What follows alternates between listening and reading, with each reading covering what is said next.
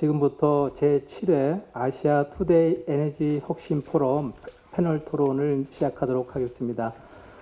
저는 오늘 패널 토의 좌장을 맡은 한국기계연구원의 안구경입니다. 여러분 반갑습니다.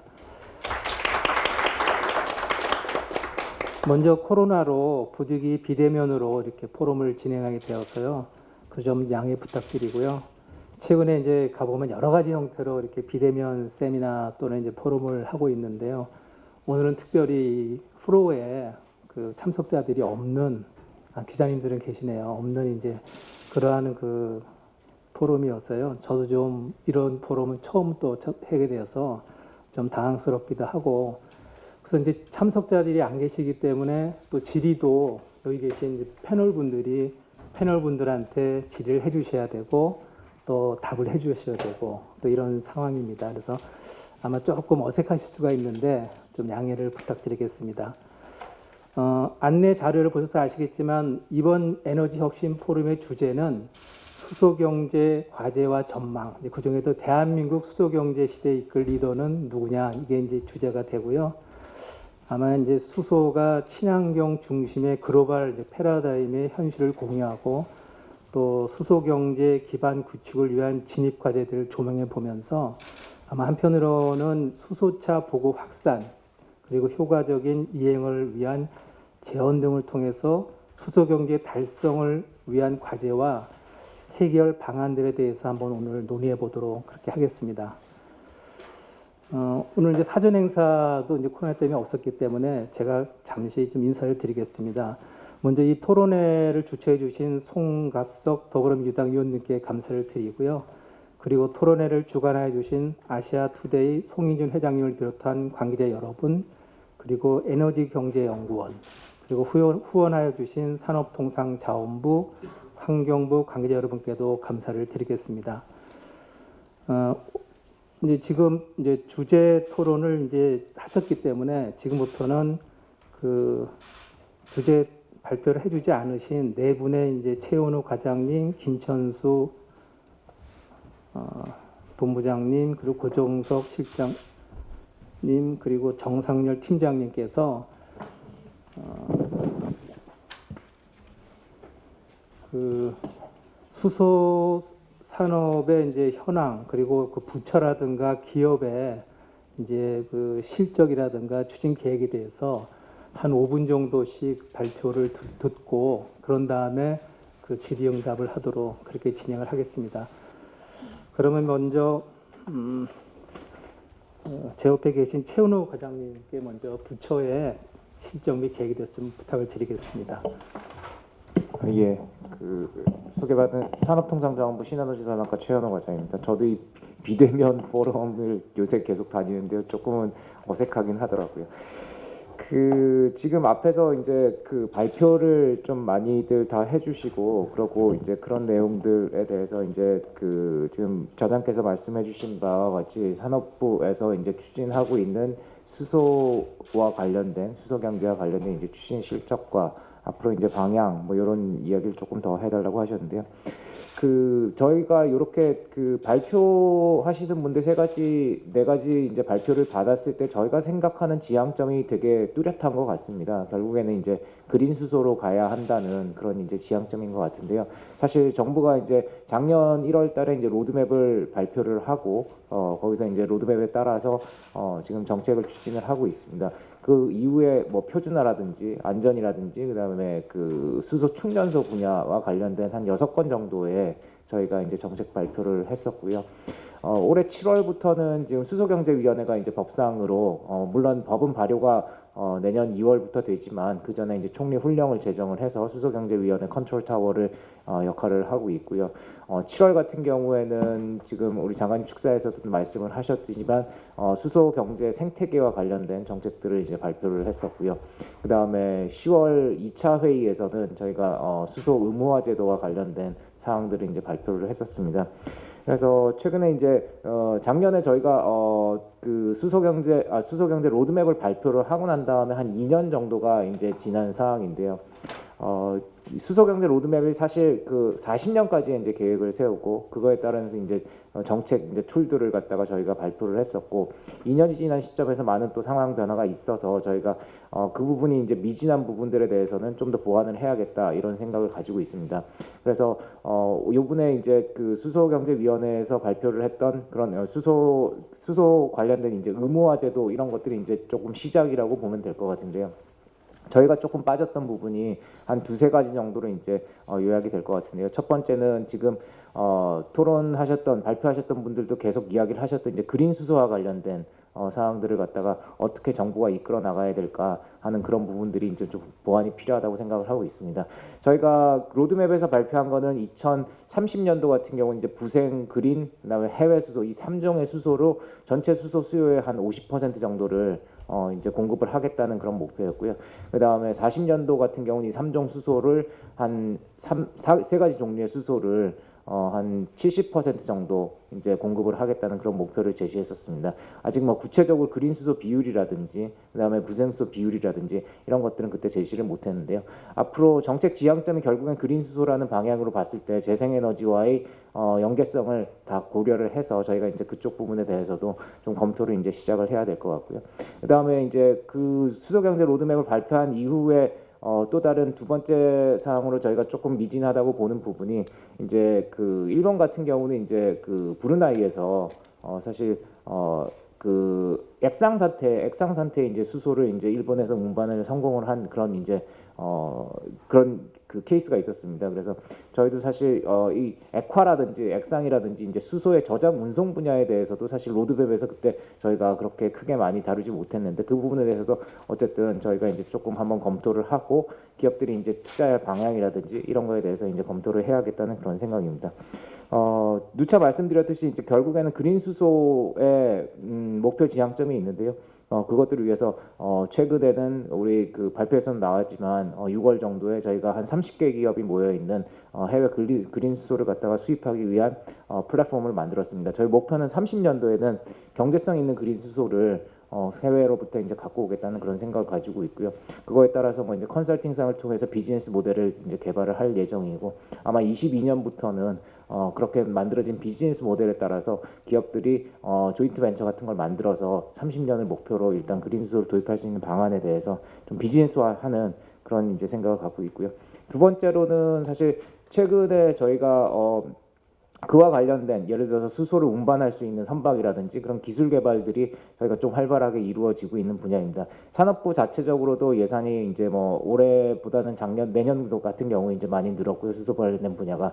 그리고 좀 주목할 만한 사항은 저희가 범부처 6개 부처가 있는데 6개 부처가 같이 이제 공동 예탈을 지금 현재 추진 중에 있습니다. 그 부분에 있어서는 앞에서 말씀드린 이제 그린 수소를 생산하기 위한 수전에 그다음에 그린 수소를 운반하기 위한 뭐 방식 LOHC라든지 혹은 뭐 액화라든지 그다음에 해외로부터 도입하려고 하는 선박의 설계 이런 부분들을 다 포함을 해서 저희가 범부처 공동 R&D 예탈을 추진을 하고 있고요. 그 부분들이 아마 내년 초 정도 예탈을 통과하게 되면은 지금 말씀드린 여러 가지 프로젝트들을 갖다가 좀 뒷받침할 수 있는 그 정부 차원에서 R&D로 뒷받침할 수 있는 그런 기반이 좀 마련되지 않겠나 이렇게 생각을 합니다. 마지막으로 말씀드리고 싶은 그 앞에서 발표를 하셨듯이 최근에 모든 나라들이 사실 수소 경제 관련된 로드맵 발표를 하고 있습니다. 최근에는 스페인이 제가 발표를 했던 걸로 알고 있고요. 뭐 그 전에는 사실 독일 같은 경우가 상당히 좀 어떻게 보면 앰비셔스한 그런 목표를 발표를 했었고 EU도 가고 그래서 저희가 생각을 할 때는 저희가 로드맵을 작년에 발표를 했던 게 상당히 시적절했다 이런 생각이 들고요. 결국에는 모든 나라가 다 지금 그 방향으로 움직여가고 있는 상황이기 때문에 저희 입장에서도 우리나라가 뒤처지면 안 되겠다 이런 생각을 좀 가지고 있고 그 부분에 초점을 맞춰갖고 기업들이랑 같이 협력해 나가는 방향으로 정책을 꾸리려고 생각을 하고 있습니다. 예, 감사드립니다. 산업부에서는 이제 수소의 밸류 체인이 생산, 이송, 저장, 활용이 있는데 그 중에서 특히 그린 수소 생산 중에는 이제 그린 수소의 중요성 그리고 이제 그 운송의 중요성 그리고 수소경제 로드맵에 대해서 간략히 말씀해 주셨습니다. 예, 감사드리고요. 다음에는 이제 한국가스공사의 김천수 본부장님께 좀 부탁을 드리도록 하겠습니다. 예, 한국가스공사 신성사업본부장 김천수입니다.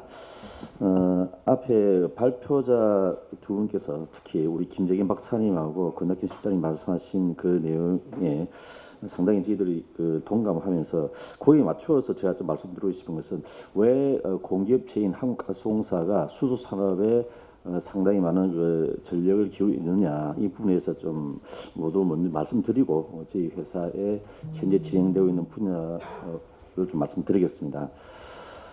다들 알다시피 이제 20세기 그리고 또 현재까지는 이제 석탄, 석유 등의 화석 연료가 지배하는 어떤 그런 세상이었고요. 그리고 현재 뭐 셰일가스라든지 천연가스가 계속 개발되는 손 치더라도 향후 한 30년, 10년, 60년, 50년 정도 되면 화석 연료가 어떤 그 종말을 구할 것이다. 이게 대부분들이 생각하고 있을 것 같습니다. 그러다 보니 이제 어떤 화석 연료의 이유를 생각한다면은 가장 적합한 에너지 원인을 생각하다 보니 다들 말씀하신 대로 CO2가 없거나 또는 저감되는 수소를 생각할 수밖에 없는 상황이고요. 알다시피 수소는 뭐 어느 곳이나 있고 또 누구나 쉽게 접근할 수 있고 이에 비해서 현재 석유라든지 천연가스는 뭐 중동이라든지 미국, 러시아에 편제되어 있다 보니까 에너지 안보 측면이 우리나라 입장에서 가장 중요한데 전체 에너지의 95%를 수입하는 우리나라 입장에서는 수소를 주목하지 않을 수 없다. 이건 이제 아까 두 분께서 말씀하신 그런 부분이고요. 그리고 또 국내외적으로 봤을 때도 아까 우리 김진희 박사님 말씀하셨지만 현재 미국 애플사 그리고 한국에 있는 LG 전자만 하더라도 2030년이 되면 이제 탄소 중립을 그렇게 선언한 상태고요. 그리고 영국의 BP사라든지 쉘 그리고 토탈 여기도 2050년까지 탄소 중립을 이렇게 선언한 상태고요. 그리고 또 나라별로 봤을 때는 이제 EU가 2050년 아까 우리 김진박 선생도 말씀하셨지만 우리나라도 2050년에 탄소 중립을 선언하는 그런 상황이고요. 그리고 화석 연료를 사용하는 어떤 그런 대표적인 나라로 중국이 있는데 중국도 2060년에 탄소 제로를 선언하는 것을 지금 준비 중에 있는 것을 알고 있습니다. 그러다 보니 국내외적으로 탄소 제로의 어떤 그런 에너지 환경이 트렌드가 바뀌기 때문에 불가피하게 그에 맞는 대안으로서 수소 산업을 추진할 수밖에 없다. 이렇게 전체적인 어떤 환경이 조성되어 있고요. 그리고 저희 한국가스공사는 산업부 산하에 있는 정부의 정부 공공기관입니다. 그러다 보니 정부에서 추진하는 수소 산업에 대한 어떤 그런 뒷받침을 해줘야 될 어떤 책임과 또 의무가 있고요. 그리고 또 다행스럽게도 저희 회사는 이제 천연가스를 한 7년간 저희도 취급해 왔었는데 천연가스의 전체 밸류 체인이 수소의 전체 밸류 체인과 상당히 유사한 부분이 있습니다. 그러다 보니 코가스의 어떤 지금까지 해왔던 어떤 노하우를 수소 산업에도 쉽게 접목을 할 수 있다. 그런 부분에 있어서 저희들이 또 수소 산업에 진력할 수 있는 그런 부분이 되고요. 그리고 아까 말씀드린 대로 지금까지 30년간을 LNG 사업을 해왔지만 향후에 LNG가 천연가스가 계속 할 수 있느냐 이런 부분에서는 아까 말씀드린 대로 뭐 길어도 30년 더 긴다면 40년이지만 평균 20년을 잡는다 그러면은 이 천연가스도 현재까지는 굉장한 역할을 해왔지만 앞으로는 수소로 가는 연료의 브릿지 역할을 할 수밖에 없지 않느냐. 그렇게 된다면 회사의 입장에서도 어떤 지속 경영 가능이라는 그런 측면에 봤을 때는 수소로 뭐 갈아타야 된다고 할까요? 그렇게 집중할 수밖에 없는 상황이고요. 그리고 또 민간 기업들은 자기가 잘할 수 있는 분야 위주로 이제 특화해서 수소 산업에 들어가려는 그런 부분이 있는데 여기 반해서 저희들은 이제 아까 말씀드렸던 회사의 특성과 함께 전체 밸류 체인에 대해서 다 들어가겠다라는 생각은 기본적으로 가지고 있습니다. 그렇지만 외부에서 바라본 시각은 아직까지 가스공사가 수소 산업 전체 밸류 체인 다 할 수 있느냐 이런 부분에서 의문을 표한 부분이 분명히 있습니다. 그렇지만 현재의 저희 계획은 수소 산업 전체의 밸류 체인에 다 참석하겠다는 그런 담대한 계획을 가지고 있고요. 그래서 이런 저희들의 어떤 내부적인 생각과 어떤 상황에 맞춰서 작년에 정부에서 발표한 수소경제 활성화 로드맵에 맞춰서 저희들도 수소사업 추진 전략을 발표한 바가 있고요. 그리고 또 올해 7월달에 또 정부에서 한국형 그린 뉴딜을 발표함에 따라서 그에 맞춰서 저희들이 기존에 있는 수소사업 추진 전략을 좀 롤링을 해서 코카스형 그린 뉴딜 전략을 저희들이 이제 지금 수립 중에 있고 발표 시점은 좀 적절한 시점에 할 그런 계획을 가지고 있습니다. 이런 전체적인 맥락에서 저희들이 이제 한국가스공사가 수소 산업을 왜 진출해야 되는지를 말씀드렸고요. 짧지 않은 시간, 그러니까 하여튼 1, 2년 사이에 저희들도 이제 정부의 어떤 수소 산업 어떤 그런 로드맵에 맞춰서 나름 적지 않은 일을 했다고 생각합니다. 그 중에 하나가 수소 충전소 구축을 전문으로 하는 이제 하이넷이라는 그런 가스공사가 포함된 12개 회사가 만들어지는 회사가 있습니다.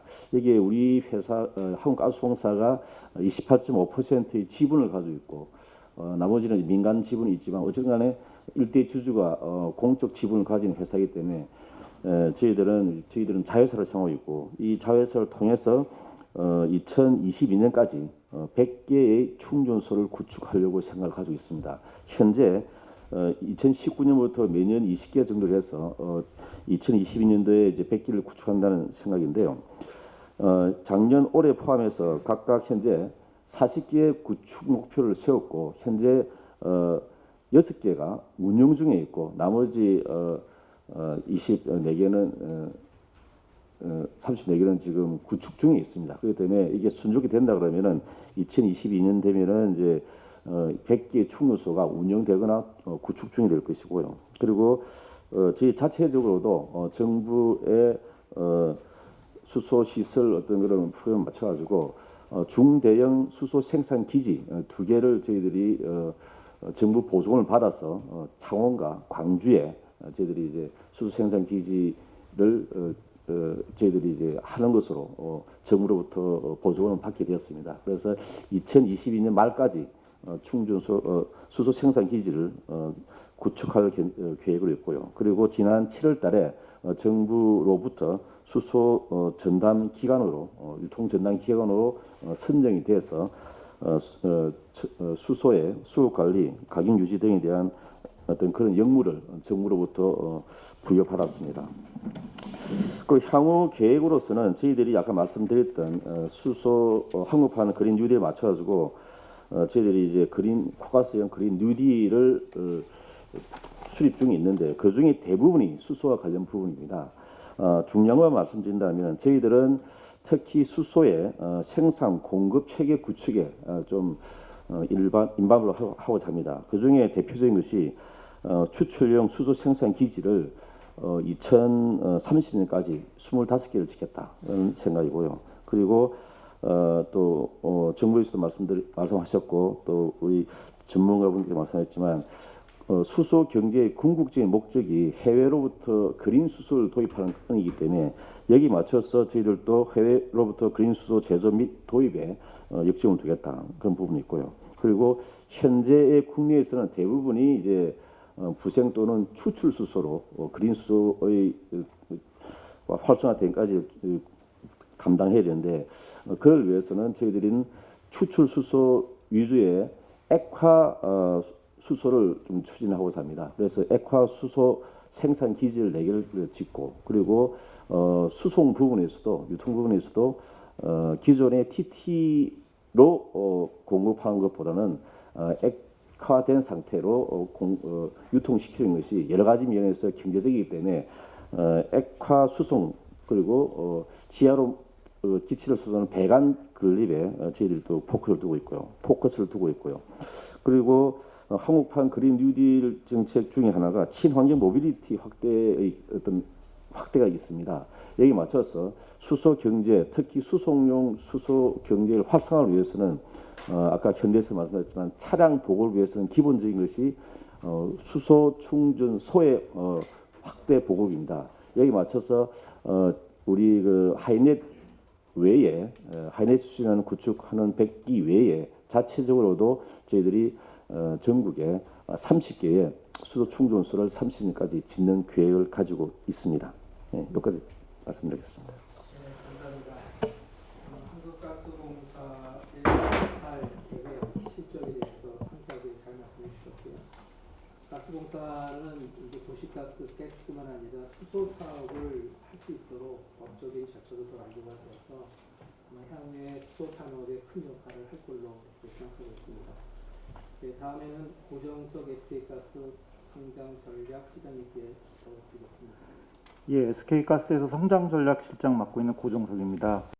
저희 회사의 미션이 사실 에너지의 미래를 만든다인데 사실 이 에너지의 미래에 사실은 이 수소가 빠질 수가 없기 때문에 당연히 저희가 준비하고 있는 사업 중에 하나입니다. 저희는 이미 사실 이 수소 사업을 전개하는 데 있어서 몇 가지 기반을 잘 갖추고 있습니다. 일단은 부생수소 측면에서는 저희 SK 어드밴스드를 통해서 3만에서 3만 5천 누배 시간당 부생수로 확보가 가능하고요. 또한 SK가스 자체 그리고 저희의 자회사인 SK D&D 그리고 관계사인 SK 건설 등을 통해서 다양한 연료전지 사업은 이미 진행 중에 있습니다.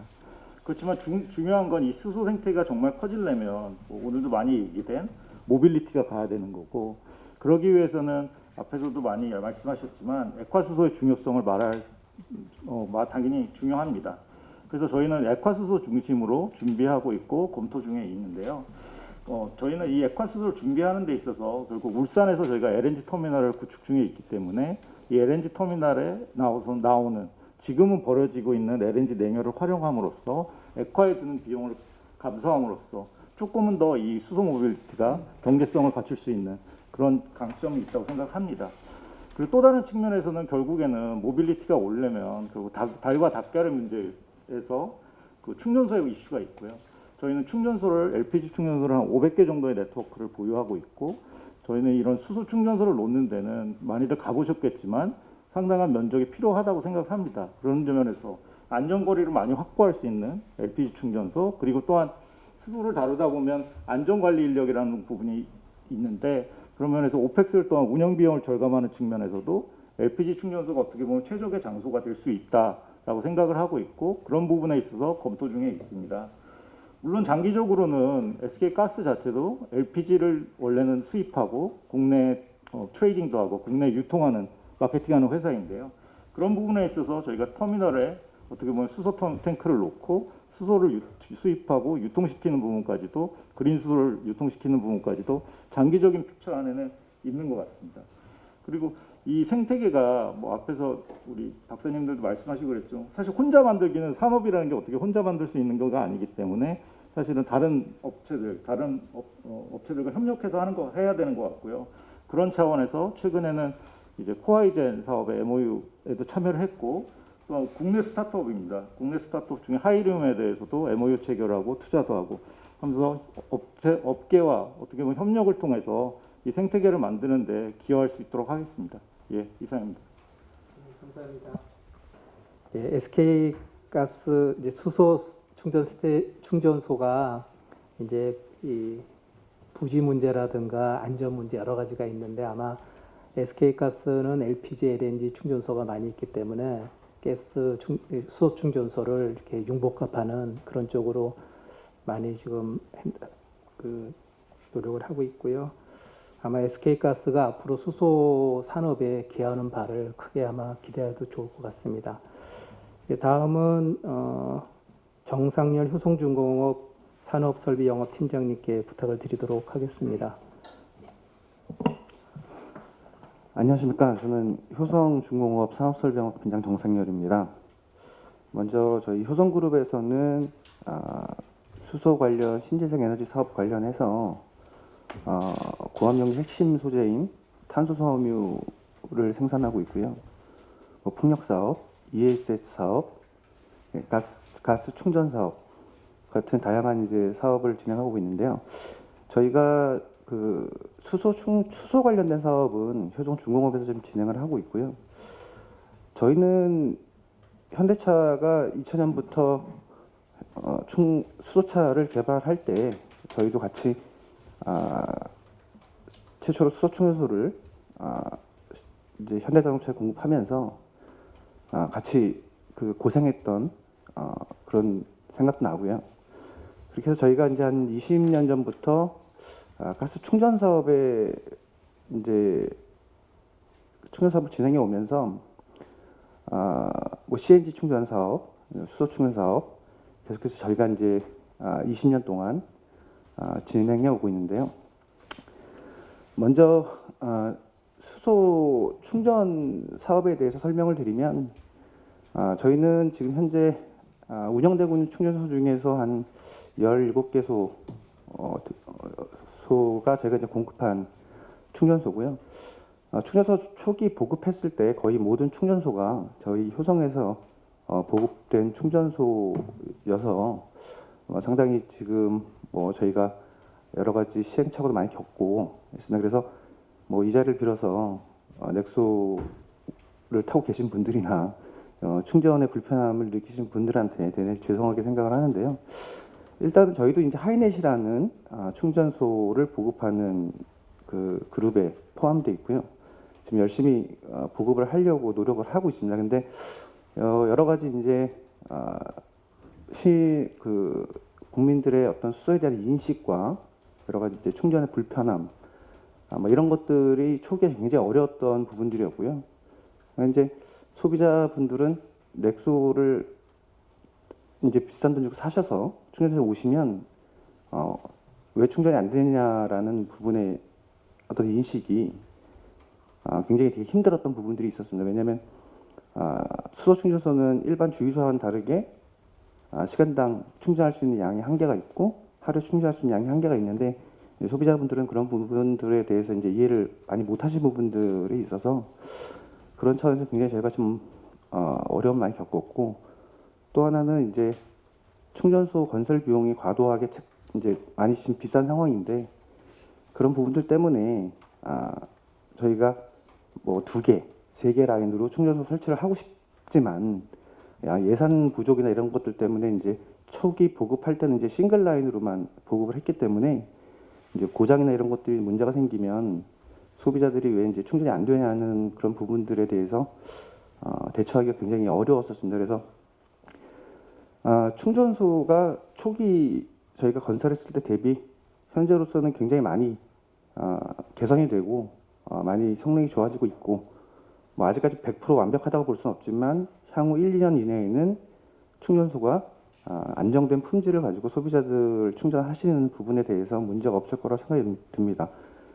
돌이켜 생각해 보면 이전에 이제 CNG 충전소를 많이 보급할 때도 물론 이제 가스공사 분도 나오고 계시지만 저희가 가스공사가 이제 그 설립한 국내 1호 마더 스테이션, 그러니까 CNG 충전소를 저희가 이제 가스공사 같이 최초로 보급을 해드렸었는데 사실 CNG 충전소를 보급할 때도 초기에는 이런 문제들이 많이 있었어요. 그래서 소비자들이 되게 위험하다, 뭐 여러 가지 충전이 불편하다, 고장이 많다, 뭐 이런 부분도 있었는데 지금 뭐 현재는 뭐 CNG 충전소 관련해서 아무런 기술적인 문제나 뭐 그런 인식들은 많이 없어진 상태고 저는 이제 이 업계 종사하는 사람으로서 당연히 수소 충전소도 시간이 지나면 그렇게 될 거라고 생각을 하는데요.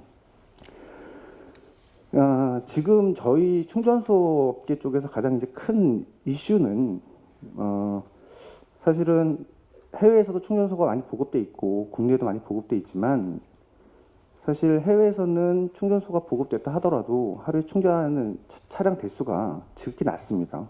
거의 뭐 10대, 5대 정도밖에 안 되기 때문에 저희같이 한국에서는 정부에서 강력한 정책으로 충전소하고 이제 수소차를 많이 보급을 했는데요. 그래서 저희가 아마 전 세계에서 가장 충전을 많이 하는 충전소를 보유하고 있는 국가이고요. 그중에서 저희가 이제 보급한 국회 충전소 같은 경우에는 하루에 한 140대까지 충전을 했었던 경험이 있는데 뭐 이거는 전 세계적으로 뭐 거의 유례를 찾아볼 수 없을 정도로 많은 충전을 하고 있고요. 그래서 이제 그러다 보니까 저희가 이제 여러 가지 시행착오도 많이 겪었고 이제 모든 부품들이나 제품들이 어떤 신뢰성이나 이런 부분들이 검증이 되어야 하는데 사실은 충전소에 들어간 부품들이 글로벌 업체들 여러 업체들 통해서 공급을 받아서 조합을 하는 것이기 때문에 그런 부분들에 대해서 저희가 충전소의 안정화를 추구하기 위해서 여러 가지 이제 토론도 하고 피드백을 하면서 여러 가지 이제 품질의 내구성과 신뢰성을 지금 많이 확보하고 있는 상황이고요. 사실은 거기에 지금 한국 정부가 전 세계의 수소 충전소 품질을 올리는 부분에서 굉장히 많은 선도적 역할을 하고 있는 상황입니다. 그래서 여러 이제 글로벌 부품 업체들도 이렇게 100대씩, 200대씩 충전할 때는 이런 부분에 신경을 써야 되고 이런 부분에 신경을 써야 되는 부분들에 대한 인식이 굉장히 높아져 가고 있고요. 좀 더 정밀하게, 좀 더 신뢰성 있게 이렇게 만들기 위해서 지금 노력을 하고 있는 상황이고 그 부분들의 기술의 어떤 발전이 현재 지금 한국 시장에서 그런 어떤 이런 수소 사업 추진하는 부분이 굉장히 많은 도움을 주고 있다라고 이제 평가를 좀 드리고 싶고요. 그래서 저희가 이제 그 충전소 설비를 보급하면서 이런 이제 여러 가지 문제들을 파악해 본 결과 여러 가지 이제 충전소의 가스 보급이라든가 충전을 하는 부분들 이런 효율성을 이제 검토를 해 봤는데 저희 이제 민간기업 차원도 그렇지만 정부도 그렇고 그래서 좀 더 효율적인 방법으로 수소를 보급하고 소비자들한테 공급할 수 있는 방법이 무엇일지 많이 고민을 했었고요. 그런 부분에서 저희는 당장 그 향후에 해외에서 대량으로 수소를 도입해서 싼 가격에 소비자들한테 공급하겠다는 정부의 정책도 있지만은 분명히 이제 시간이 걸리는 문제고요.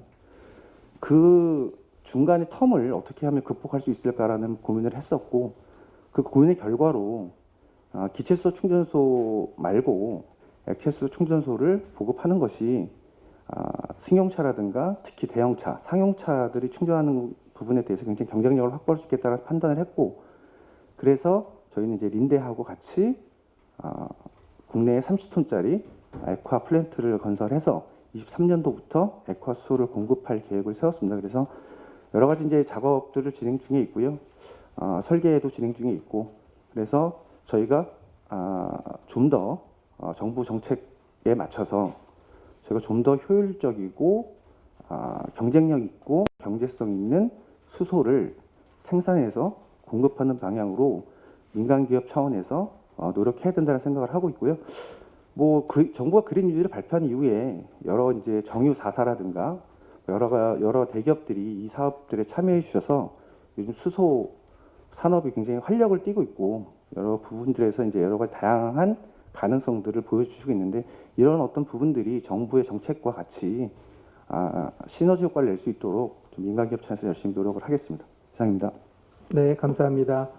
수소 충전소를 중심으로 해서 이슈, 문제점 등을 잘 말씀해 주셨고요. 특히 현장에서의 문제점 등도 잘 짚어주신 것 같습니다. 네, 감사드립니다.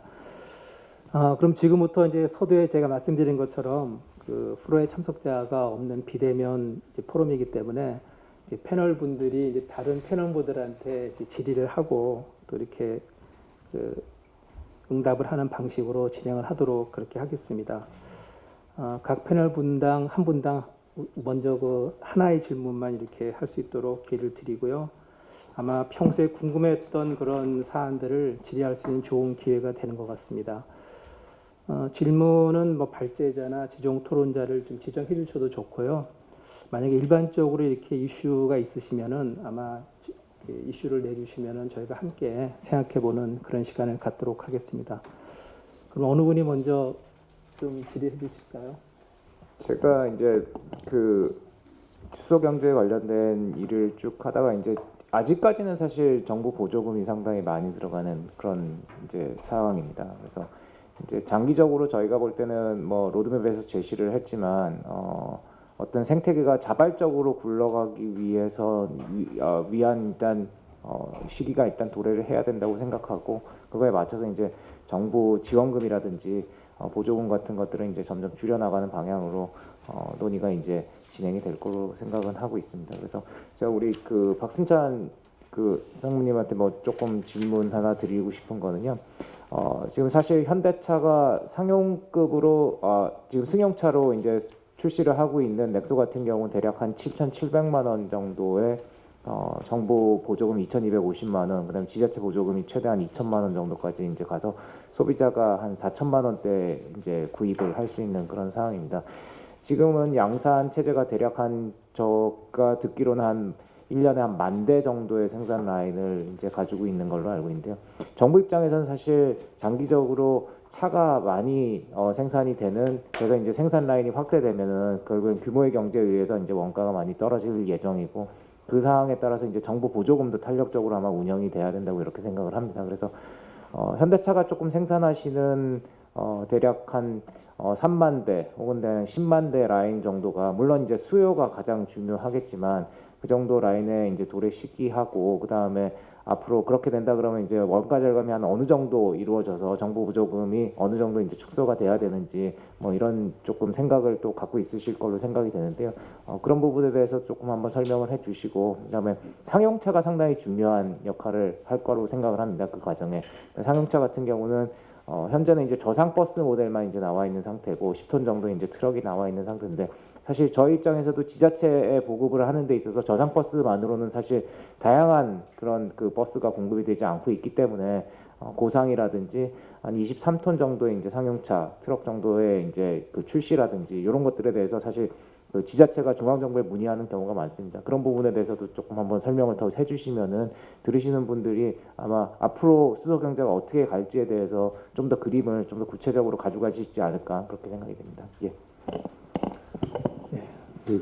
과장님께서 기업 입장에서는 되게 민감한 걸 물어보셔가지고 어떻게 대답을 드려야 되지?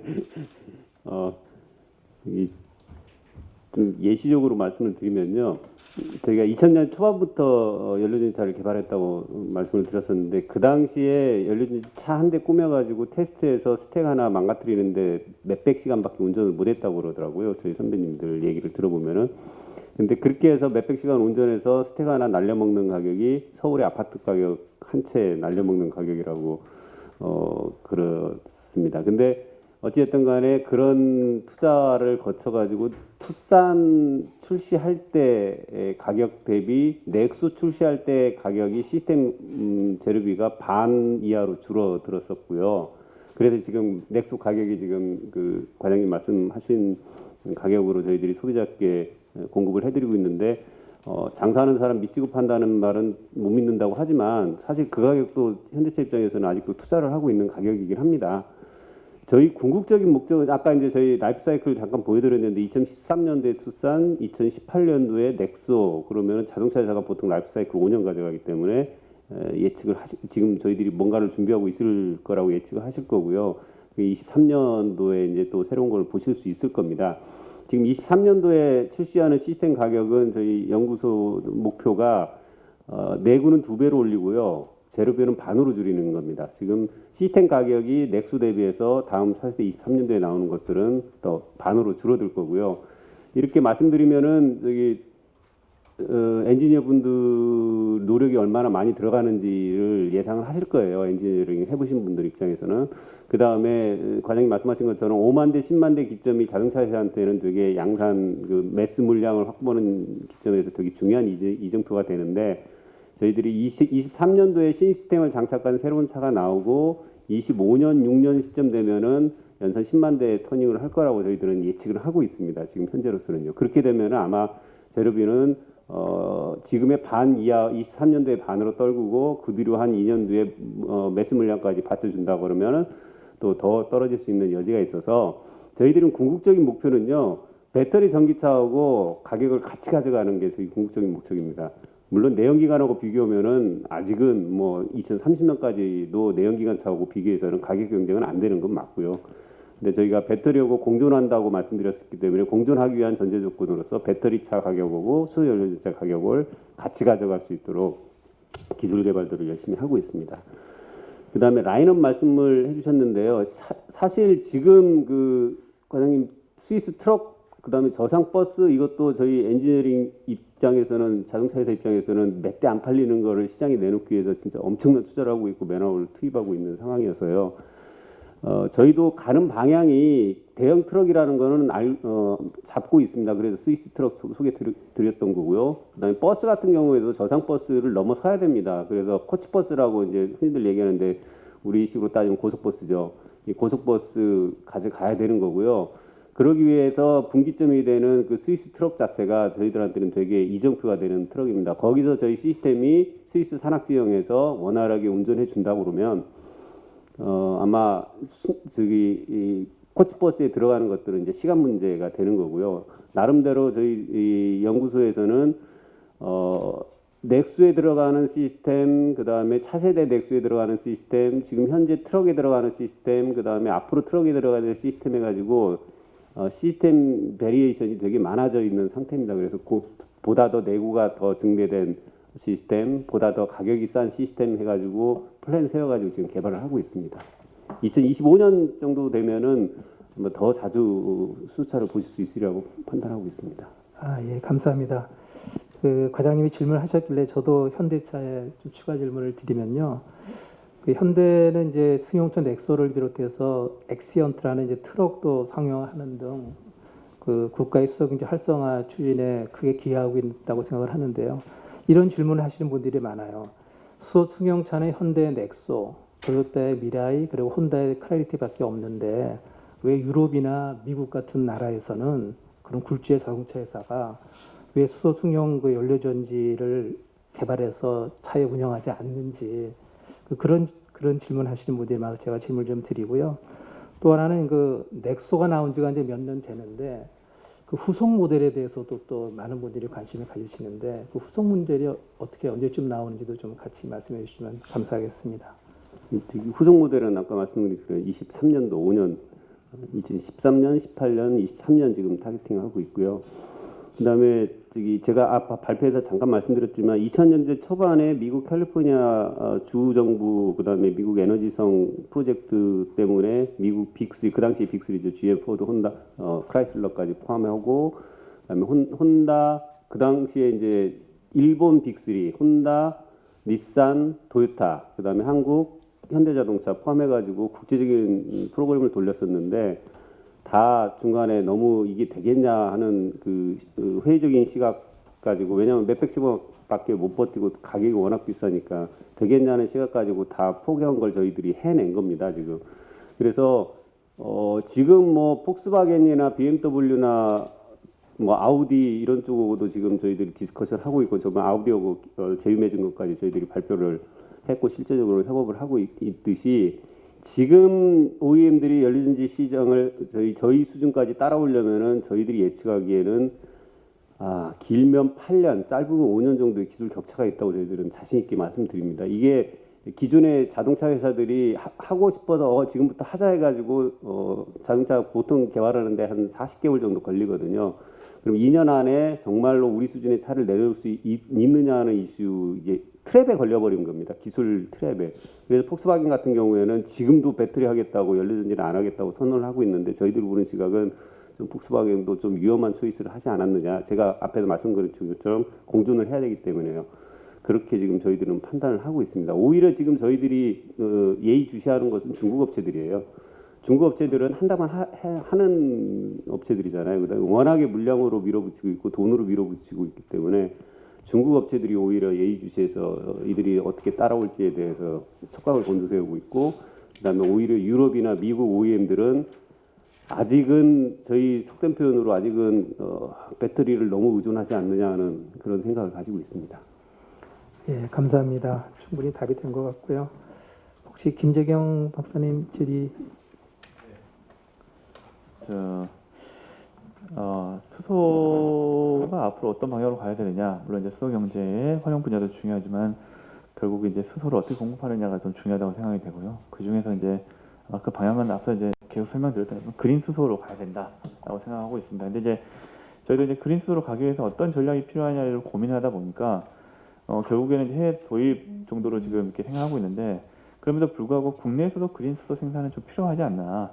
재생에너지 전기를 활용해서 물분해를 통해서 이제 이거를 이제 그린 수소를 생산하는 것도 국내 산업도 육성하는 것이 필요하다라고 생각을 하고 있습니다. 이제 문제는 이것을 하기 위해 가장 큰 이제 걸림돌은 아무래도 뭐 앞서 이제 발표에서는 이제 물량 문제, 즉 재생에너지 전기에 대한 문제도 양에 대한 문제도 있지만 가격에 대한 문제도 좀 해결할 필요가 있다라고 고민을 좀 하고 있습니다. 근데 이제 현재 우리나라 재생에너지 전기 같은 경우는 이제 전력거래소에서 구매를 해줄 때 보조금 형식으로 해서 그 REC 가중을 받고 있는 게 일종의 이제 보조금이 들어가다 보니까 기존 전기에 비해서 좀 더 비싼 가격으로 거래가 되고 있고, 이걸 이제 수소로 전용할 경우에는 이제 기회비용이 상당히 높습니다. 그래서 이 문제 때문에 경제성 문제가 좀 큰 고민인 것 같습니다. 그래서 저는 이제 저 하나솔루션 쪽에 좀 질문을 좀 드리고 싶습니다. 아무래도 사업을 하시는 분들이시다 보니까, 그리고 또한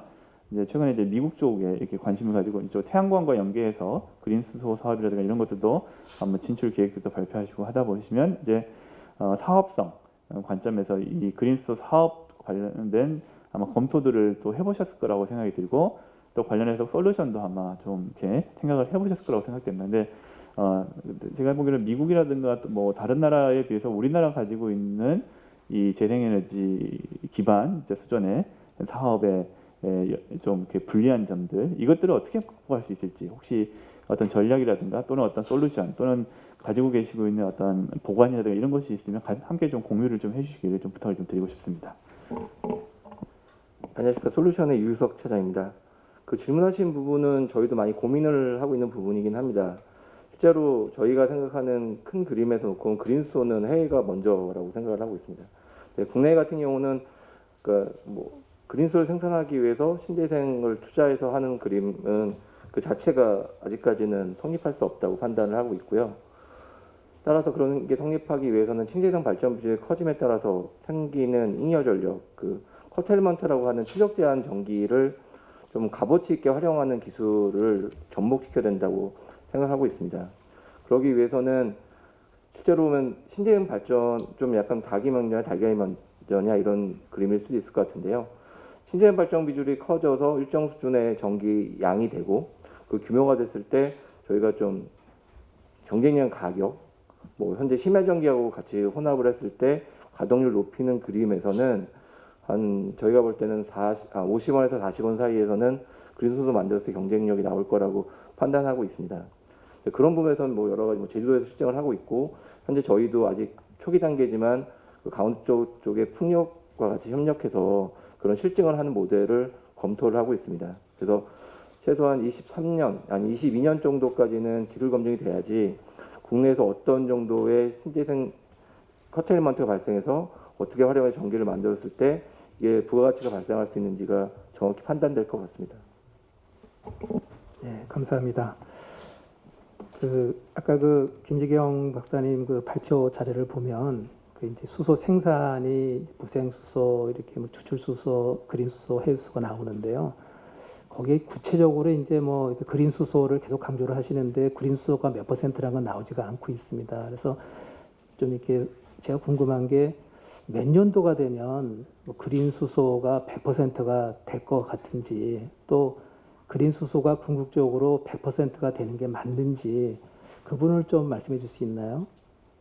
네, 이제 우선 이제 말씀을 드리고 싶은 것은 이제 우선 수소경제 활성 로드맵에는 이제 그린 수소를 이제 2030년부터는 50%, 2040년에 70%를 공급하겠다 이렇게 되어 있습니다. 이제 문제는 이제 이 그린 수소가 도대체 뭐냐를 아직 정의가 좀 되어 있지는 않습니다. 이제 뭘 그린 수소로 해야 될지, 어떤 식으로 그린 수소를 분류를 해야 될지에 대한 명확한 기준은 이제 국내에서 좀 만드는 작업을 좀 해야 될 필요성이 좀 있습니다. 근데 이제 보통 이제 통상적으로는 그린 수소가 뭐냐 하면 유럽 기준에 따르면 보통 이제 재생에너지 전기로 물분해한 수소 정도로 지금 그린 수소로 보고 있고요. 그 밖에는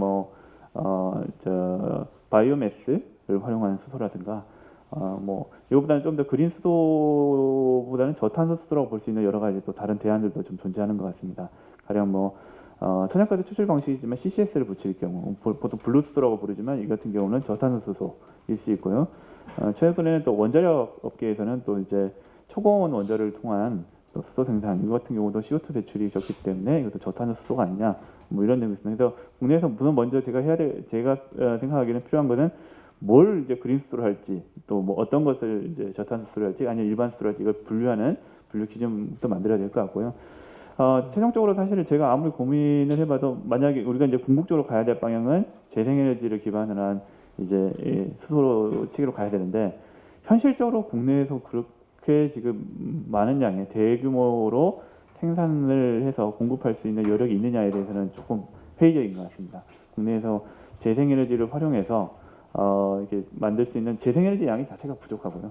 또 앞서 그 하나솔루션 측에서도 말씀하셨던 것처럼 어느 정도 경제성까지 감안한다면 현실적인 거는 이제 출력 제한이 걸려 있는 소위 이제 미활용 전력을 활용하는 방안이지만 미활용 전력이라는 것은 수소를 수요가 많이 증가해서 많이 공급을 하고 싶어도 미활용 전력을 많이 만들 수는 없으니까요. 그래서 이것도 상당히 제약 조건이 있는 게 사실입니다. 그래서 어쩔 수 없이 이제 대안으로 나오는 게 해외에서 수입하는 방안.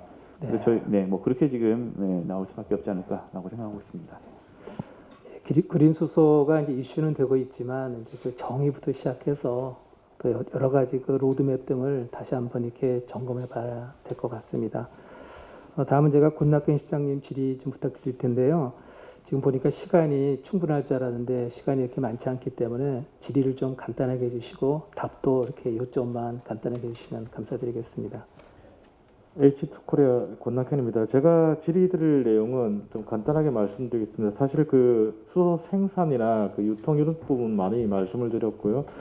그래서 제가 질문드리고 싶은 내용은 제가 지금 현대자동차에 이제 소속돼 있고 원래 넥소 개발하다가 이제 H2코리아에 지금 파견 나와 있는데 실제 연구했던 사람으로서 이제 좀 들어가서 생각을 해보면 우리가 수소 경제를 일으키기 위한 부분이 이제 규모 경제로 가는 것은 맞는데 결국은 아까 우리가 부족한 부분에 대한 그 기술 이 부분이 사실은 그 코어가 빠진 부분이 아직 좀 있습니다. 그래서 최현우 과장님께 이제 조금 이 부분에 조금 더 상세하게 한번 말씀해 주십사 해서 제가 요청드리는 건데요.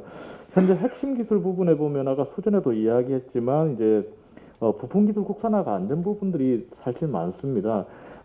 그 특히 충전소 부분 같은 경우 그리고 이제 여러 가지 우리가 이제 기술을 더 이제 디벨롭하기 위해서는 사실은 이제 필요한 기술을 선도해 나가야 되는데요.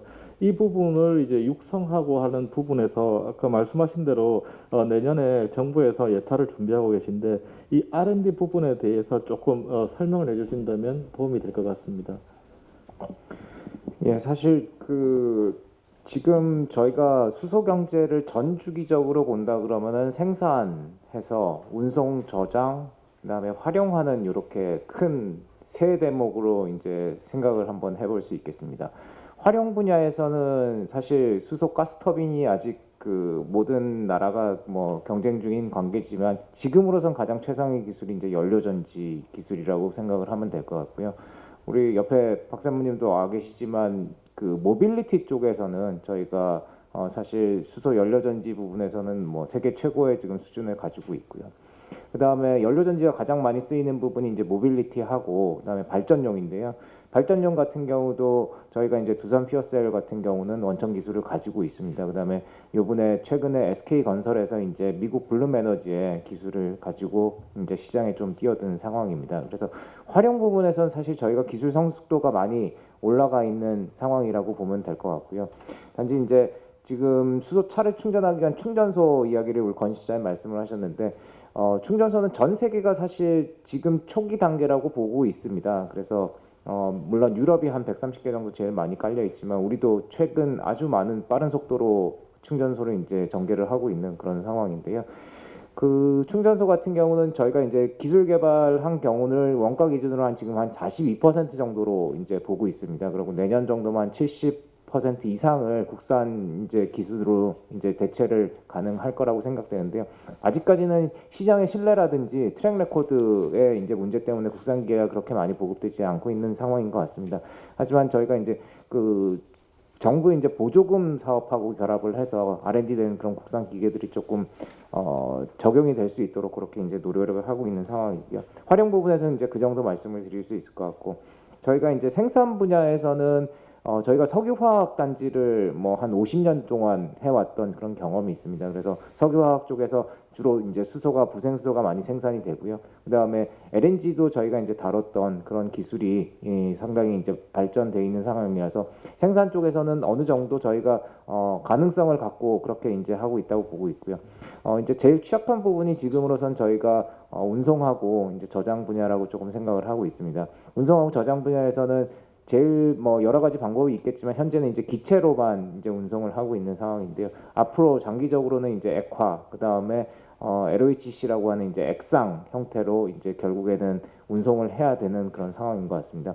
우선 기체 쪽에서는 저희가 지금 현재 충전소 같은 경우 기체로 이제 나르고 있어 상용화가 이제 되어 있는 상태인데요. 아직 그 부분에 있어서도 뭐 초고압 탱크라든지 이런 부분에 있어서 아직 기술이 저희가 조금 국산화가 좀 따라잡기 아직 조금 갭이 있는 그런 상황인 것 같고요. 두 번째 이제 액상 같은 경우는 사실 조금 시간이 걸릴 것 같습니다. 왜냐면은 그 암모니아든 아니면 뭐 톨루엔이든 이 수소를 갖다 붙이고 그다음에 수소를 띄어내는데 에너지와 이제 시간의 문제가 아직은 기술적으로 좀 해결이 되지 않은 것 같고요. 이제 가장 빠르게 저희가 좀 캐치업을 해야 될 기술이 이제 액화 기술이라고 생각을 하고 있습니다. 아까 효성에서도 이제 말씀을 하셨듯이 한 23년 정도면은 저희가 이제 액화로 나오는 이제 수소가 이제 출하가 될 걸로 생각을 하고 있습니다. 그래서 이 부분에 대해서 저희가 이제 뭐 건설기계 연구원이라든지 이런 쪽에서 이제 R&D를 추진을 하고 있고요. 상용급으로 빨리 가려고 하고 있습니다. 근데 액화 기술은 사실 이 그 과거에 이 우주선을 보냈던 그 국가들이 이제 가지고 있는 기술인데요. 우리나라는 사실 우주 기술이 그렇게 뭐 우주선을 보냈던 경험도 사실 일천하고 그런 상황이라서 조금 따라잡는 데는 시간이 조금 걸릴 것 같은데 그 부분에 이제 중점을 두고 있습니다. 그래서 전체적인 생태계에서 활용도에서는 저희가 아주 높은 자립도, 그다음에 생산은 중간 정도, 그다음에 저장 운송은 조금 저희가 따라잡을 부분이 많다는 이런 평가를 할 수 있을 것 같고요. 그 부분에서 저희가 앞에서도 말씀드렸듯이 이제 6개 부처가 같이 이제 그 공동 예타를 지금 추진을 하고 있는데요. 이거는 전 주기에서 더 넓게 국제적으로 해외에서 그린 수소를 가져오는 방안까지 다 검토를 해서 한 3개 세부 사업 정도를 저희가 논의를 하고 있습니다. 예를 들어서 액화를 날릴 수 있는 운반선이라든지 그다음에 액화 플란트라든지 결국에 이제 그린 수소를 생산하는 방법이라든지 이런 한 2-3가지 정도의 이제 세부 사업을 저희가 만들어서 전체 그 지금 현재 이제 부처 공동 R&D를 준비 중이고요.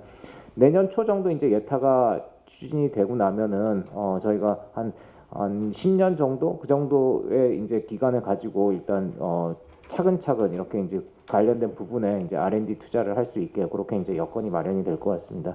뭐 그런 정도 이제 설명을 조금 드릴 수 있을 것 같습니다.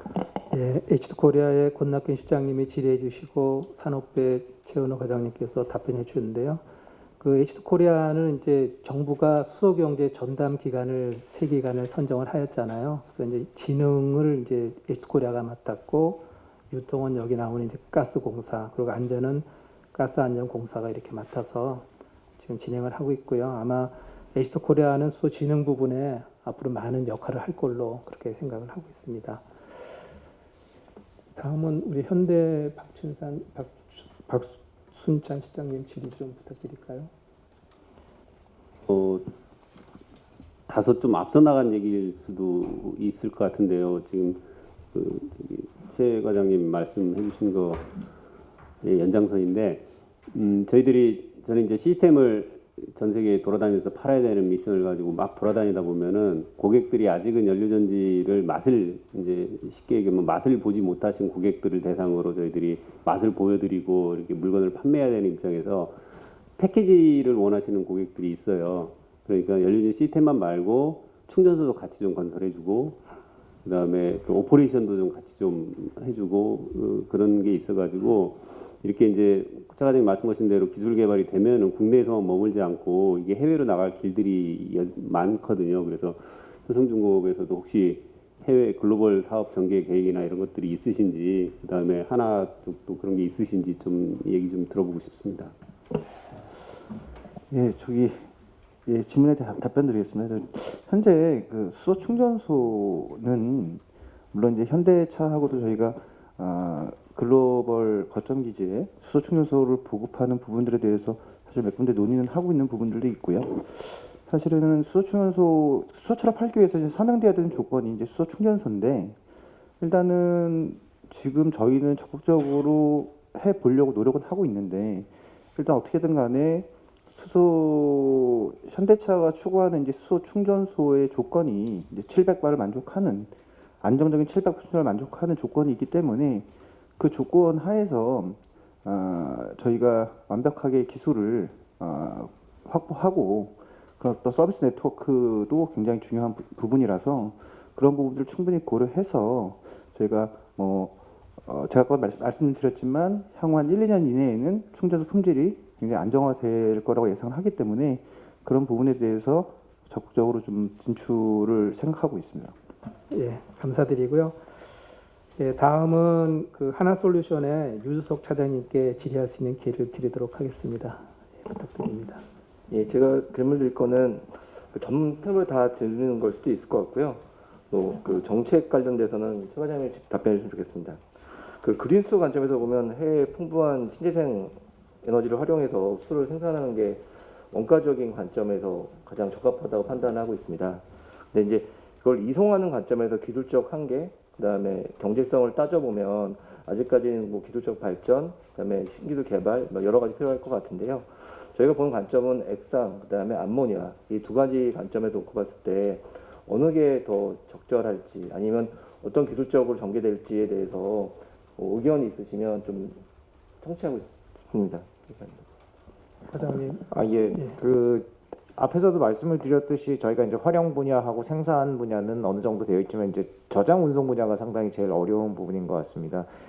그래서 앞에 권낙현 실장님이 발표한 내용에 들어있지만 30년에 저희가 상업적으로 경제적인 그런 해외 수소를 도입하기 위한 플랫폼을 지금 가동하고 있고 아마 22년 정도면은 어떤 비즈니스 모델로 어떻게 갖고 와야겠다는 전략과 그다음에 지금 30개 기업이 어떻게 조인트 벤처를 만들어야겠다는 내용이 아마 좀 가시화될 것 같습니다. 그런 부분에 따라서 이제 진행이 되는데요. 지금 말씀하신 이제 액상하고 암모니아의 이제 기술이 있습니다. 사실 액상 같은 경우는 저희가 이제 뭐 유기화합물인 이제 톨루엔 같은 거에 묻혀서 갖고 오는 건데요. 저희가 이제 이 부분도 R&D를 하고 있는 부분은 맞습니다. 근데 액상은 아시겠지만 이 시간의 문제가 상당히 큽니다. 이게 그 수소를 갖다 붙이고 그다음에 수소를 갖다 띄어내는데 시간의 문제가 좀 크고 이제 에너지 문제는 사실 암모니아에 비해서는 좀 더 강점이 있다고 보고요. 그래서 요번에 그 일본이 그 톨루엔에 묻혀서 MCH에서 묻혀서 저기 브루나이에서 이제 갖고 오는데 성공은 한 사례가 있습니다. 그래서 그런 부분은 이제 물론 참고는 해야겠지만 사실 아직 경제성이라든지 이런 거에 대해서는 일본이 언급이 없습니다. 그래서 그런 부분들에서도 그 저희가 또 한번 계속 연구 개발하면서 또 캐치업을 해야 되는 부분인 것 같고요. 가시적으로는 저희는 일단 암모니아에 조금 주목은 하고 있습니다. 그래서 암모니아는 저희가 국제적으로 이송을 해왔던 그런 경험도 있고요. 단지 이제 톨루엔에 비해서는 사실 수소를 갖다 붙이고 띄어내는데 에너지가 또 많이 드는 그런 문제점이 있습니다. 그래서 저희가 암모니아에 좀 집중을 하고 있고 단기적으로는 암모니아에 관심이 많은 나라가 이제 호주 같은 경우가 이제 있습니다. 그래서 호주에서 그 생산되는 그 그린 수소를 암모니아에 묻혀갖고 암모니아를 통해서 이제 한국에 도입하는 방안도 검토를 하고 있고요. 그것도 이제 저희 그 수소진흥기관인 이제 H2코리아랑 이제 협의를 진행을 하고 있습니다. 사실 암모니아는 우리가 과거에 다 국제적으로 이송을 해왔던 그런 이제 물질이고 저희가 이제 하역도 할 수 있고 거기서 게지라는 장비도 저희가 국산 한국 기업이 일단 그 생산을 하고 있는 그런 상황이기 때문에 조금은 가시적으로 좀 더 빨리 액상보다는 되지 않겠나 이런 생각이 들고 그 다음에는 결국 가장 그 효율적으로 경제적으로 이제 날릴 수 있는 이제 액화의 이제 그 시대를 갖다가 액화의 시대를 조금 더 빨리 당겨야 된다는 그런 생각을 지금 조금 가지고 있습니다. 네, 답변 감사드립니다. 다음 질의는 김천수 한국가스공사 본부장님께 좀 부탁드리도록 하겠습니다. 예. 저는 이제 질의보다도 제 의견을 좀 말씀을 드리고 혹시 제에 대해서 말씀이 있으면은 제가 답변하는 형태로 하겠습니다. 네, 오늘 그 여러분들이 말씀하셨는데 여러 자료와 발언 중에서 가장 오늘 제가 느낀 것은 핵심적인 사항은 우리 김재긴 박사님께서 말씀하셨던 자료 중에 수소 생산의 탄소화 그리고 경쟁 가능한 수소 가격 달성 이게 두 가지 핵심 같습니다. 탄소화는 그린 수소를 말하는 것이고 뭐 가격 이 부분에서는 이제 어떤 형태의 타연료원이라든지 또 아니면 그린 수소가 또 우리 수소 간의 어떤 경쟁이라든지 어떤 형태의 이제 가격이 경쟁이 있어야 된다라는 측면에서 많이 났습니다. 그래서 제가 봤을 때 이 두 단어가 두 문맥이 오늘 우리 어떤 토론의 어떤 핵심이고 앞으로 우리 수소 어떤 산업이랄까요 경제가 나아가는 어떤 핵심의 어떤 그런 화두가 아닐까라는 생각합니다.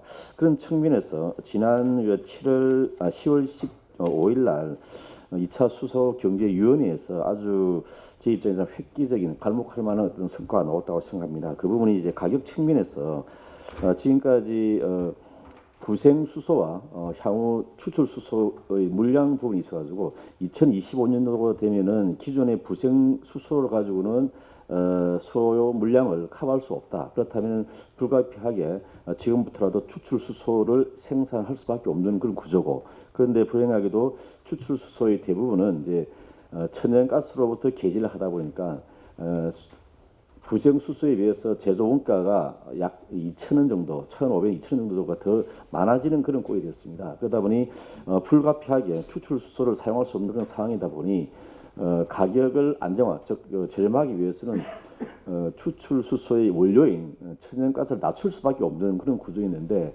다행스럽게도 옆에 계시는 신에너지 산업과 최인호 과장님 비롯해서 우리 정부 당국 자에서 아주 많은 노력을 하셔가지고 이번 수소경제위원회 때에 알다시피 도매 사업자, 가스공사를 비롯한 천연가스를 직공할 수 있는 그런 길을 열었고요. 수소 제조용 천연가스를 수소 제조업체한테 직접 공급할 수 있는, 즉 소매를 거치지 않는 그런 어떤 체계를 만들었고요. 이 의미는 현재 천연가스 요금 체계가 원료비가 8이고 도매 비용이 1, 그리고 또 소매 비용이 1 해서 총 10을 봤을 때 10%가 소매가가 있습니다. 그러니까 가스공사를 비롯한 도매 사업자 직공화가 된다면 10%의 어떤 그런 비용이 세이빙되고요. 그것도 현재 전 세계적으로 천연가스의 가격이 기존에 계약했던 가격보다 약 30% 더 저렴합니다. 그렇기 때문에 수소 제조용 천연가스를 지금 시장에서 바로 구매해서 공급하게 된다면은 가스공사 보유하고 있는 어떤 그 장기 계약의 풀린 가격보다 30% 더 유리하게 되어 있습니다. 쌉니다. 그렇기 때문에 더 천연가스를 원료로 했을 때에 좀 원료비를 더 싸게 할 수 있고요. 그리고 또 천연가스에 들어가는 각종 제세 공과금, 뭐 개별 소비세라든지 안전관리 부담금이라든지 수입 부과비 있는데 이것을 한시적으로 일부 또는 전체를 좀 면제하겠습니다. 이런 것을 통해 가지고 전체적으로 수소경제위원회 안건에 보면은 약 추출 수소의 원가의 천연가스 비용이 약 49% 정도를 싸게 이렇게 한 그런 결과가 나왔습니다. 그렇기 때문에 이 말은 나중에 추출 수소가 천연가스로는 추출 수소가 경쟁력을 가지고 있다. 부생 수소와 비교해서 그런 의미가 되고요. 두 번째로 향후 추출 수소뿐만 아니라 기존의 부생 수소 또한 소비자가 이용하기에는 많은 부담이 있습니다. 현재 수송용 충전소에 공급되는 가격이 지역별로 차이 나지만 뭐 고속도로 같은 케이스에서는 약 8,000원 정도, 그리고 뭐 울산 같은 경우에서는 5,000원에서 7,000원 정도 이런 부분이 있기 때문에 충전소 입장에서는 최소 킬로그램당 3,000원 정도의 어떤 마진이 있어야 되는데 현재 구조에서는 전혀 마진을 가져올 수 없는 구조, 뭐 1,000원 아니면 2,000원 정도. 물론 나머지 부분은 다 정부 또는 지방자치에서 보조해 주는 그 구조인데, 그렇기 때문에 가격을 낮춰야만이 수소 어떤 경제가 살아갈 수 있는 그런 가장 키 팩터다라고 할 수 있고요. 그런 측면에서 부생 수소뿐만 아니라 추출 수소뿐만 아니라 한국가스공사가 수소 유통 전담 기관으로 지금 지정되어 있는데 기존의 부생 수소 포함해서 수소의 어떤 유통의 효율화 그걸 깨우고자 합니다. 지금 그 전체 수소 생산을 하는 업체 약 전국에 30개 정도 있는데 수송용으로 봤을 때는 수송용으로 제공할 수 있는 업체는 그렇게 많지가 않습니다. 한 5개 정도. 그러다 보니 소비자는 현재 약 30개, 죄송합니다. 20몇 개가 되는데 앞으로 더 늘어날 것이고, 그러다 보니까 유통하는 분야에서 굉장히 좀 비효율이 발생하는데 이런 부분을 유통 전담 기관이 있어 전체 물량을 소요되는 물량을 전체를 공동 구매해서 또 평균가 형태로 파는 방식 또는 생산자와 소비자를 직접 연결시키는 오픈 어떤 시스템을 만든다든지 이런 방식을 통해서 가격을 좀 다운시키는 방안을 좀 고민하고 있고요. 물론 이런 부분은 이제 정부의 협의를 통해서 결정될 사항입니다. 그렇게 된다 그러면은 아까 말씀하신 대로 그린 수소를 지향하면서 그린 수소가 도입되는 그 시절까지는 불생화 추출 수소를 어떤 형태로든지 끝갈 수 없는데 그 가격을 다운시키는 제반상을 통해서 수소 경제가 좀 더 활성화되지 않겠냐라는 생각을 좀 가지고 있고요. 이건 제가 질문을 가름해서 좀 제 의견을 말씀드리도록 하겠습니다. 네, 감사합니다. 저도 한국가스공사의 그 수소 가격에 대한 문제를 좀 질의드리려고 했는데 대답을 미리 잘 해주신 것 같습니다. 그러면 다음에는 고정석 SK가스 실장님께 질의 좀 부탁드릴까요? 예, 저는 최현우 과장님께 여쭤보도록 하겠습니다. 사실 저희 가스 같은 경우는 뭐 모빌리티 사이드도 있지만 발전업도 하고 있고요. 그리고 공적으로 발전소를 짓고 있기 때문에 REC 의무도 받게 돼 있고 뭐 이런 상황이었습니다. 근데 최근에 발표된 걸 보면 이 RPS에서 사실 HPS로 분리되어서 나오는 모습이고, 그래서 이 취지와 향후에 구체화될 방향에 대해서 그래도 뭐 다 말씀 주실 수는 없겠지만 그 방향성을 좀 말씀 주시면 좋을 것 같습니다. 예, 부탁드립니다. 예, 그 HPS 제도는 요번 수소경제위원회 이제 10월달에 했던 수소경제위원회를 통해서 이제 확장이 된 제도인데요. 지금 사실 수소 발전에 대한 REC 제도는 RPS 제도 안에서 운영이 되고 있습니다. 근데 사실 지금 RPS 제도 안에서 연료전지 발전이 REC를 한 2장 정도씩 1메가와트당 이제 생산을 해내는 그런 구조라서요. 전체 발전비 중에서 봤을 때 수소 연료전지 발전을 통한 REC가 상당히 많이 조금 초과 공급되고 있는 그런 상황이라고 저희는 이제 판단을 하고 있습니다. 그래서 결국에는 이게 재생에너지가 확대되는데도 RPS 시장 안에서 수소 발전이 계속 있다 그러면 재생에너지를 확대하는데도 한계가 좀 발생을 할 것 같다는 이제 예측하에 저희가 HPS 제도를 이제 도입을 하게 된 거고요. 그 HPS 도입은 장기적으로는 수소 연료전지 발전을 좀 더 경쟁력 있게 발전을 하기 위한 방법이라고 생각을 하시면 될 것 같고요. 두 번째는 지금 현재 연료전지 발전들이 대부분 사실 그 LNG를 그 원료로 사용을 하고 있습니다. 물론 대산의 한 50메가 정도는, 그러니까 전체 연료전지 발전 한 10% 정도는 부생수를 사용을 하고 있는데요. 결국엔 LNG 발전을 한다는 이야기는 이산화탄소의 문제에 계속 도전을 받게 됩니다.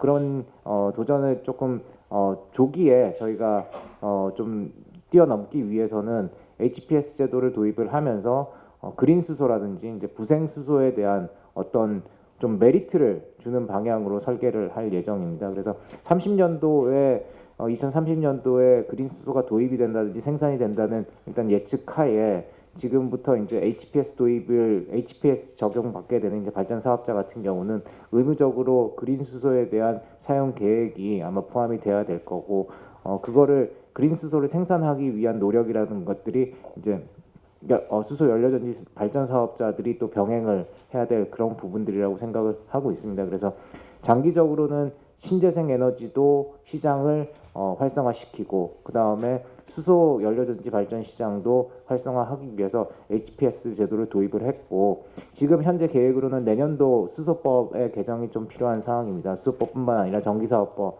그 다음에 신재생에너지법의 이제 개정이 필요한 상황인데요. 그럼 법률적인 개정을 하기 위한 용역이 현재 진행 중이고요. 그 이후에는 22년부터 처음으로 이제 HPS 도입된 발전소 발전 사업 허가가 나갈 걸로 그렇게 전망을 하고 있습니다. 예, 답변 감사합니다. 제가 오늘 질의해 주신 SK그룹 고 실장님께 질의 하나만 좀 드리겠습니다. 우리 그 정부의 이렇게 최종 수소에 대한 목표를 보면 강점이 있는 두 개의 사업, 수소차하고 연료전지를 양대축으로 해가지고 이제 경쟁력을 키워서 전 세계 1등으로 가겠다 하는 게 이제 정부의 목표인데요. 제 생각에는 수소차 같은 경우는 현대가 이제 넥소가 있기 때문에 수소차는 그걸 달성할 수 있을 것 같은데, 연료전지 같은 경우는 보급이 1등이지 기술은 그다지 높지 않거든요. 그러니까 대부분에 보면은 외국 기술과 기술 제휴를 하던가 어떤 그 전략적인 그 제휴에 의해서 이렇게 사업이 진행이 되고 있는데, 물론 이제 SK 가스는 아니고 이제 건설에서도 최근에 이제 부름에너지하고 구미의 공장도 건설하고 하는데, 또 어떻게 보면은 이 보급이 늘어나면서 선진 외국만 좋은 일을 시키는 게 아니냐 이런 우려의 목소리가 굉장히 크단 말이죠. 그래서 SK에서는 이 연료전지 기술의 특히 그 국산화 기술의 확보 그런 문제에 대해서 좀 어떤 전략을 갖고 계신지 좀 말씀해 주실 수 있겠습니까? 저희가 그 SK 차원에서 SK 건설과 저희가 또 SK 가스가 지분을 갖고 있는 SK D&D가 사실은 블룸에너지의 국내 독점권을 확보하면서 사실은 사업을 시작을 했고요. 그때부터 사실은 국산화를 해야 된다는 니즈는 SK도 갖고 있고 또한 블룸도 그 부분을 충분히 이해를 했습니다. 그래서 지난해 9월에 사실은 국산화를 위한 공장을 짓기로 한 JDA를 맺었고 사실은 지난 10월 얼마 안 됐죠. 10월 20일 날 사실 준공을 해가지고 점차적으로 50메가와트부터 일단 생산을 하고 궁극적으로는 한 400메가와트까지도 생산할 수 있는 규모로 늘려나가는 걸로 되어 있고요. 이 부분을 사실은 또한 단순히 우리나라 공급용이 아니라 어떻게 보면 블룸 같은 경우도 일본도 시장에도 있고 이러기 때문에 이런 아시아 전진 기지로 활용하고 고용도 늘리는 모습으로 일단은 키우는 부분이 있고요. 또 R까지는 아닌데 디벨롭먼트 차원에서는 저희가 지분을 갖고 있는 SK 어드밴스드에 나오는 아까 말씀드린 부생수소를 활용해가지고 블룸 연료전지 자체도 사실은 지금은 현재는 LNG나 바이오가스를 써가지고 사실은 전기를 만드는 거기 때문에 저희 부생수소를 사용해가지고 사실 국내에서 수소를 사용한 SOFC를 상용하기로 결정을 했고요. 그래서 내년 4월부터 저희가 1년간 한국에서 실증을 통해 가지고 이 부분을 디벨롭하려고 하고 있습니다. 그래서 완전히 저희 걸로 만드는 건 원천 기술을 갖는 건 아니겠으나 최대한 많은 부분에 있어서 우리나라 생태계가 클 수 있게 하려고 노력 중에 있습니다. 네, 답변 감사드리고요. 이 문제는 아마 우리 그 정부나 또 기업에서도 좀 심도 있게 좀 고려해야 되지 않나 그런 생각이 듭니다. 그럼 우리 패널 분들 중에 마지막으로 정상열 팀장님께서 좀 질의 부탁드리겠습니다. 요새 이제 충전소가 이제 많이 보급되고 대형차, 상용차 충전소가 이제 내년부터 많이 보급이 될 텐데요. 하나솔루션에 좀 여쭤보고 싶은데 하나솔루션에서 지금 기체 이송용 트레일러를 현재 지금 200바 트레일러에서 450바 트레일러를 개발 중이라고 얘기를 들었는데요. 혹시 그거에 대한 어떤 기술 개발 동향이라든가 출시를 언제 좀 하실 계획이 있으신지 질문드려도 될까요? 제가 기존의 트레일러에서 그 타입 독립을 타이퍼를 적용해서 고압 소 트레일러 적용 기술을 현재 저희 기준에서는 개발이 됐고요. 실증이나 이런 인증을 추진하고 있는 단계로 알고 있습니다. 만일에 좀 틀린 부분이 좀 추가로 확인해서 말씀드리겠는데요. 저희가 기술적으로 자체 기술은 검증이 돼서 실제로 외부에서 인증을 받아야 되는 부분들이 있어서 그 부분이 조금 시간이 걸리는 걸로 알고 있습니다. 혹시 패널 분 중에서 또 다른 질의를 좀 하실 분이 있으면 해주시고요. 네, 없으시면은 제가 좀 하나만 더 이 답은 우리 최 회장님이 해야 될지 또는 김재경 위원님께서 해야 될지 모르겠는데 제가 이제 가끔 그 수소 경제 활성화 로드맵 이렇게 보면서 어떤 분들이 저한테 찾아와서 로드맵 보면 수치가 자세하게 적혀 있거든요.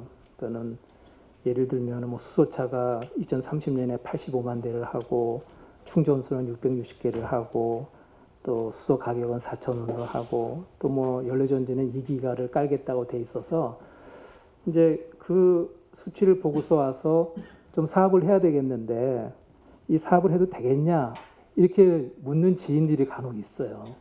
그때마다 제가 선뜻 그 수치를 믿고 하세요 이렇게 얘기하기도 좀 그렇고 그래서 그 부분에서 좀 어떻게 좀 우리 과장님이나 좀 김재경 의원님께서 답변해 줄 수 있으신가요? 이제 짧게 말씀드리면 저희가 지금 로드맵에 나와 있는 지금 안 박사님 말씀하신 수치라는 게 이제 22년 같은 경우 연료전지가 한 1기가 정도, 그다음에 차가 한 6만 7천 대 정도, 그다음에 충전소가 310기 이런 수치들이 이제 제시되어 있고 40년도 같은 경우는 이제 내수가 차가 한 290만 대, 그다음에 내수 연료전지가 한 8기가 정도, 그다음에 1,200개 정도 충전소가 이제 전개된다 이렇게 되어 있습니다. 그래서 이런 수치에 대해서 이제 물어보시는 분은 상당히 많고 이제 그 부분을 가지고 이제 결국에는 투자의 문제라고 생각이 되는데요. 지금 연료전지 같은 경우는 22년도 1기가가 큰 무리는 없을 것 같습니다. 그다음에 차량 수요 같은 경우는 사실 소비자의 선택이기 때문에 어떻게 설계를 하느냐에 따라 다르겠지만 그것을 정부가 이제 강제하거나 그렇게 할 뭐 사실 그 가능성이 거의 없는 상황이지만 그래도 나름 지금 뭐 한 70% 내지 80% 정도의 목표 수치는 이제 캐치업이 되고 있는 상황인 것 같고요. 충전소 같은 경우는 조금 사실 입지를 찾는데 어려움이 많기 때문에 조금 늦어지고 있는 그런 상황인 것 같습니다. 그래서 이 수치가 그럼 정부가 과연 그 보증을 할 수 있는 수치냐에 대해서 이제 뭐 이야기를 물어보시는 분들이 있는데요. 이렇게 생각을 한번 해볼게요. 독일이나 그다음에 EU, 그다음에 뭐 스페인, 프랑스, 뭐 각각 이제 로드맵을 제시를 하고 거기에 이제 수치들이 들어있는데요. 중요한 사항은 정부의 의지가 담겨 있는 사항이라고 생각을 하시는 게 좋을 것 같습니다. 그래서 그렇게 해석을 하시고 투자를 하면 좋을 것 같은데요. 제가 그거와 함께 두 번째로 한 가지 더 말씀드리고 싶은 사항은 정치적인 리스크에 대해서도 이제 많이 문의들을 하십니다. 결국에 이제 뭐 정권이 바뀐다든지 하게 되면은 결국엔 내가 투자한 것들이 다 이제 물거품이 된다 이런 이제 염려도 하고 계시는데요. 수소에 대해서는 조금 다른 시각이 있지 않나 싶습니다. 사실 수소경제법을 발의를 할 때 보시면은 이제 여권이든 야권이든 다 발의가 돼서 결국에는 이제 한 가지 법안으로 국회에서도 이제 합의에 따라서 이제 법이 제정이 됐었고 그러고 뭐 국회에 있는 이제 수소경제 포럼을 보셔도 아시겠지만 수소경제 포럼에 여야가 아주 규정되게 사실 그 지금 의원님들이 참여를 해주시고 계십니다. 그래서 이게 이념의 문제라고는 생각은 하지 않습니다. 전 세계적으로 이제 다 가는 추세이고 그렇다고 해서 이제 정치적인 리스크가 얼마큼 있느냐에 대해서도 이제 의문을 던지신다면은 제가 그런 사례 그다음에 이때까지 앞으로 나아갈 방향이 전 세계가 다 공감을 하고 있다 이런 좀 말씀을 드리고 있습니다. 네. 감사합니다. 또 제가 이렇게 좀 생각을 해보니까 이런 수치를 딱 하나의 수치를 주지 말고 긍정적일 때는 100인데 부정적으로 가면 한 60이다. 이렇게 수치를 주면 답변하기도 좀 편할 것 같은데 그 에너지경제연구원에서 그렇게 좀 경제에 대한 연구를 하실 때 수치를 그렇게 두 개로 주면 안 됩니까? 네, 보통 이제 이런 이제 뭐 로드맵이나 계획을 세울 때 아마 그 만드는 과정에서는 이제 여러 가지 수치들을 뭐 저희가 고려를 하긴 합니다. 근데 이제 그 중에서 아까 최현우 과장님께서 잘 말씀해 주셨던 것처럼 정부의 의지라는 것도 상당히 중요하기 때문에 그 중에서 이제 정부의 의지를 실을 수 있는 수치를 또 선정을 하는 과정이 또 있습니다. 그래서 그 뭐 이제 학술적으로라든가 또 전문가분들끼리 사이에서는 이제 그런 레인지가 들어갈 수가 있고 실제로 이제 정부의 정책 의지를 담는 공식적 계획에는 보통 이제 일반적으로 한 개의 수치들이 들어가는 것이 보통이기 때문에 그런 점을 좀 이해를 해주시면 감사하겠습니다. 예, 잘 알겠습니다. 혹시 패널분들 질의 있으신가요? 예. 좀 1시간 정도 하려고 했는데 벌써 1시간 한 20분 정도 이렇게 지나고 있네요. 그래서 오늘 패널 토론을 그럼 마무리하도록 그렇게 하겠습니다. 오늘 논의된 수소경제 과제와 전망이 수소경제 활성화의 정책에 잘 반영돼서 실현되기를 기대해 보고요. 오늘 주제 발표해 주신 김재경 연구위원님, 권낙현 실장님, 그리고 박순찬 실장님, 손인환 센터장님, 그리고 패널 토론에 참석해 주신 최현우 과장님, 김천수 본부장님, 고정숙 실장님, 정상열 팀장님께 진심으로 감사를 드립니다. 그리고 아마 지금 온라인으로 참석해 주고 계시는 분들께도 진심으로 감사를 드리고요. 지속적으로 수소경제 구현을 위해서 관심과 지원을 부탁드리겠습니다. 네, 감사합니다.